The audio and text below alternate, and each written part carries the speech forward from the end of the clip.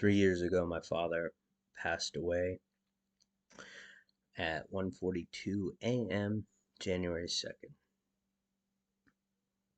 This would have been the day he actually died. He was kept awake so that my wife and I could come and visit him.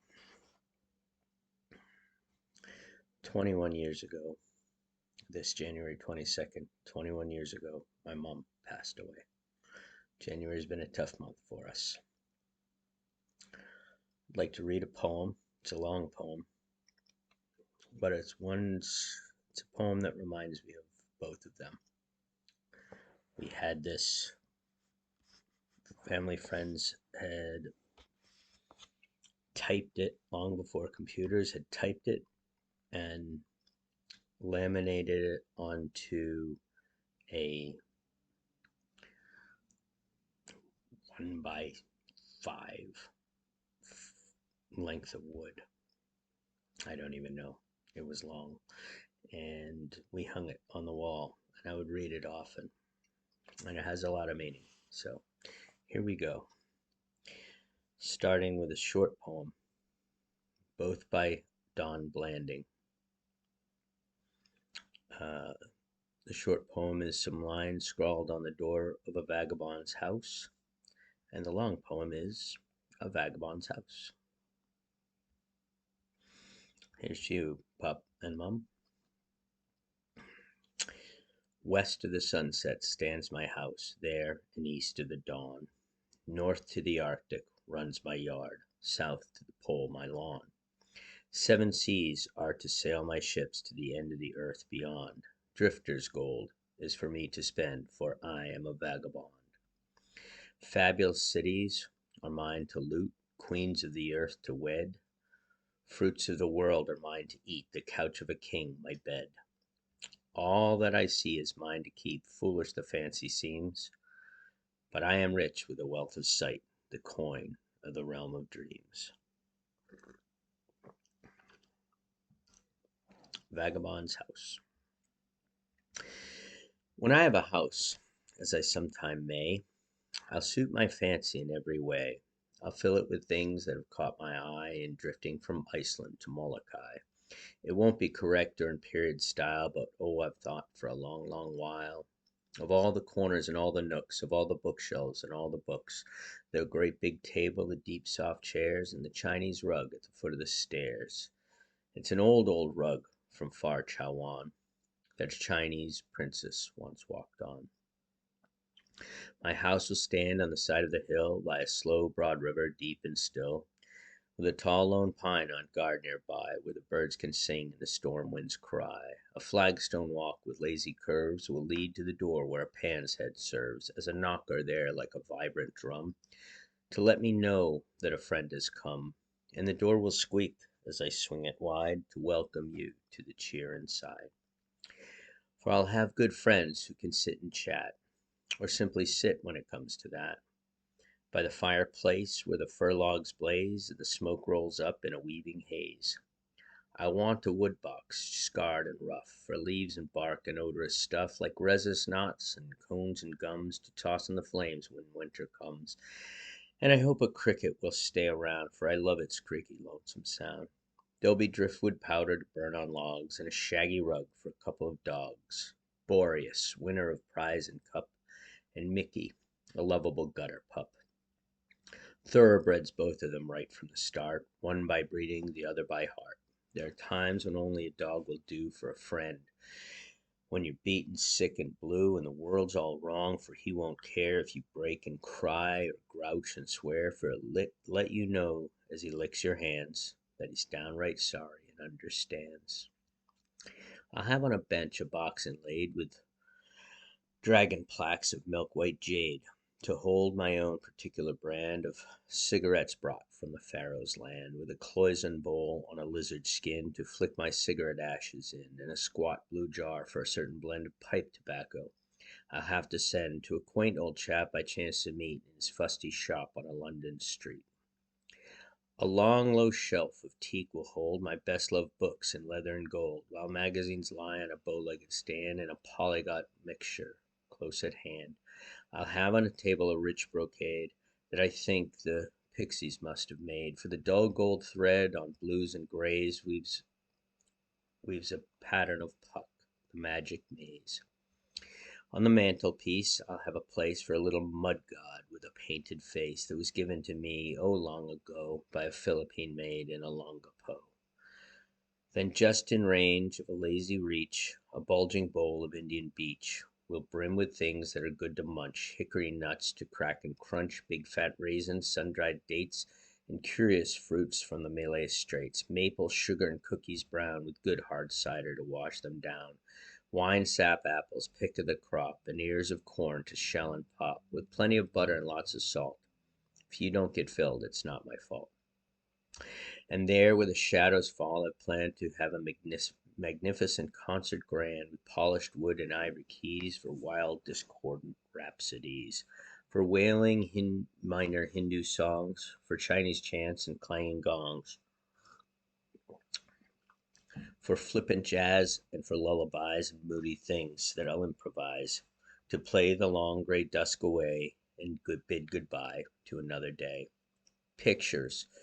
I'll have but three, one in oil of a wind-swept sea with the flying scud and the waves whipped white. I know the chap who can paint it right. In lapis blue and deep jade green, a great big smashing fine marine that'll make you feel the spray in your face. I'll hang it over my fireplace. The second picture, a freakish thing, is gaudy and bright as a macaw's wing, an impressionist smear called Sin, a nude on a striped zebra skin by a Danish girl I knew in France. My respectable friends will look askance at the purple eyes and the scarlet hair, at the pallid face and the evil stare, the sinister, beautiful vampire face. I shouldn't have it about the place, but I like, while I loathe, the beastly thing. And that's the way that one feels about sin.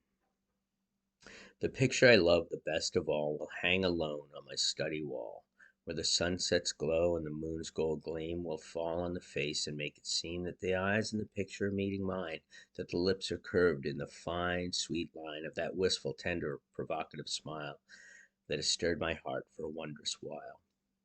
It's a sketch of the girl who loved too well to tie me down to that bit of hell that a drifter knows when he knows he's held by the soft, strong chains that passions weld. It was best for her and for me. I know that she measured my love and bade me go, for we both have our great illusion yet, unsoiled, unspoiled by vain regret. I won't deny that it makes me sad to know that I miss what I might have had. It's a clean, sweet memory quite apart. I've been faithful in my heart. All these things I will have about, not a one I can do without. Cedar and sandalwood chips to burn in the tarnished bowl of a copper urn, a paper weight of meteorite that seared and scorched the sky one night.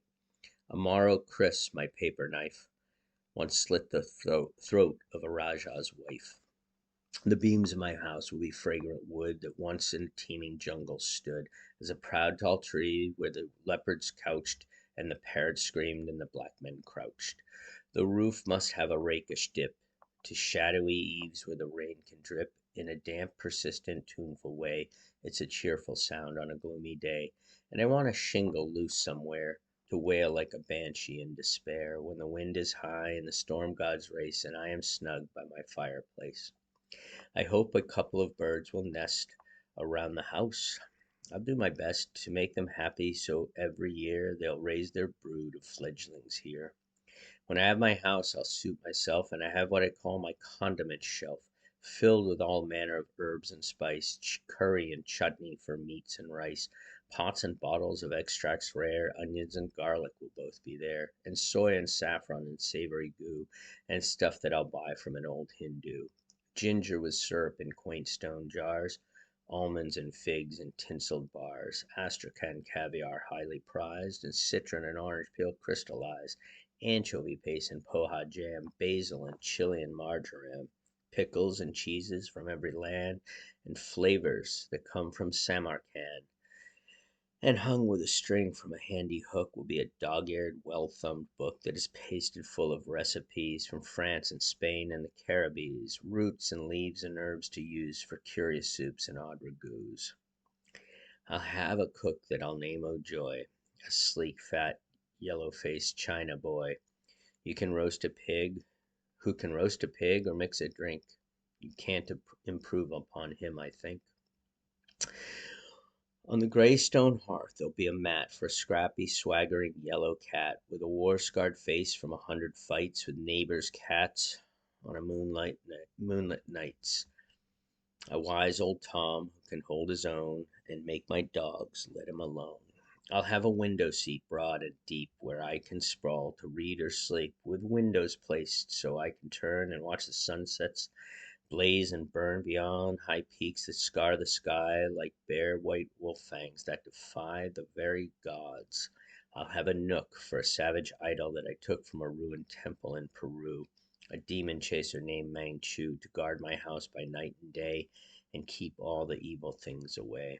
Pewter and bronze and hammered brass, old carved wood and gleaming glass, candles and polychrome candlesticks and peasant lamps with floating wicks, dragons in silk on a mandarin suit, and a chest that is filled with vagabond loot. All of the beautiful, useful things that a vagabond's aimless drifting brings. Then, when my house is all complete, I'll stretch me out on the window seat with a favorite book and a cigarette and a long cool drink that O'Joy will get, and look about my bachelor nest while the sun goes zooming down in the west and the hot gold light will fall on my face and make me think of some heathen place that I've failed to see, that I've missed some way, a place that I'd planned to find some day, and I'll feel the lure of it driving me. Oh, damn, I know what the end will be. I'll go, and my house will fall away, while the mice by night and the moths by day will nibble the covers of all my books, and the spiders weave in the shadowed nooks, and my dogs, I'll see that they have a home, while I follow the sun, while I drift and roam to the ends of the earth like a chip on the stream, like a straw in the wind, like a vagrant dream. And the thought will strike me with a swift, sharp pain that I probably will never build again the house that I'll have in some far day. Well, it's just a dream house anyway. Miss you, pup. Miss you, mom.